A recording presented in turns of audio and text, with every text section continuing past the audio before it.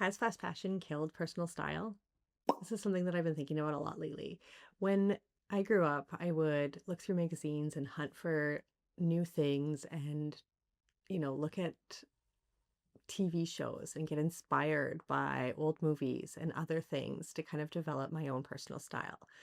And at some point along the way, I kind of gave up a little bit, I think. We get busy, your body changes after kids, and then again in perimenopause, and all of a sudden you're like, who am I? What am I trying to show with my wardrobe? And I think part of that is the increase of social media and fast fashion and the trend cycle shortening so much that we are kind of constantly chasing trends. And like, don't get me wrong, there's nothing wrong with wearing trends or trying things out to see if you're going to like it.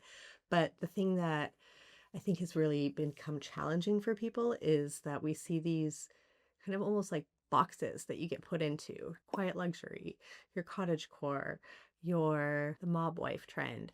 It's these things that you can't be an individual. You kind of have to grow with this group and you have to fit into these things, right? There's even this thing about the mom uniform and having to kind of have something easy that you can just throw on, right? And ultimately, is it taking away from who we really are meant to be and how we showcase ourselves and how we present ourselves to the world? Instead of just trying things out yourself, you're kind of looking at these things and then going, oh, I can try that today. I can try this today.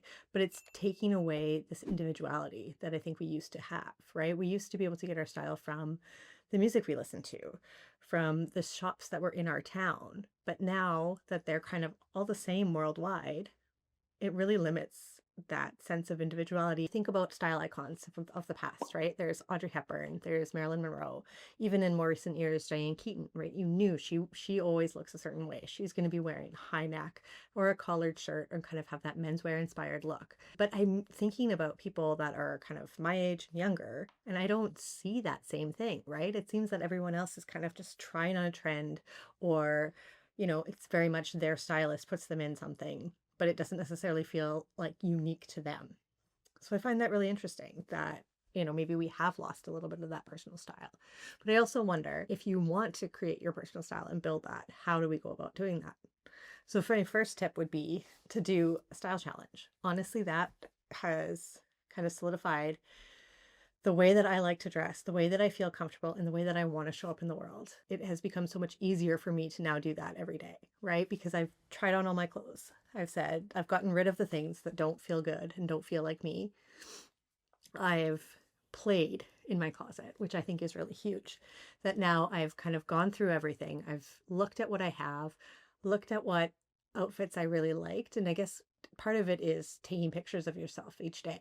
And not that you have to put them out anywhere, but just to be able to capture that and see through the month, what did you wear? How did it make you feel? And what are the commonalities in those outfits? And why does that make you feel at your best? And I think it really helps you develop that personal style. So the last thing you want to do is, if you do need to shop for new things, you want to make sure that you're shopping in person. So even if you find something that you love online, I always recommend trying to go find it in the store so that you can touch and feel the fabrics, you can see the construction, and actually being able to try it on and picturing it on yourself and in your own closet and what it'll pair with is so important.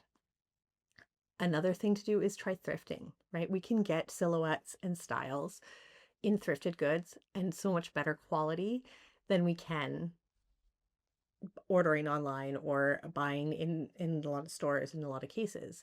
So really finding those things that you like and going for those silhouettes and try to make that shape that you really like, or try to play around with something that you really like.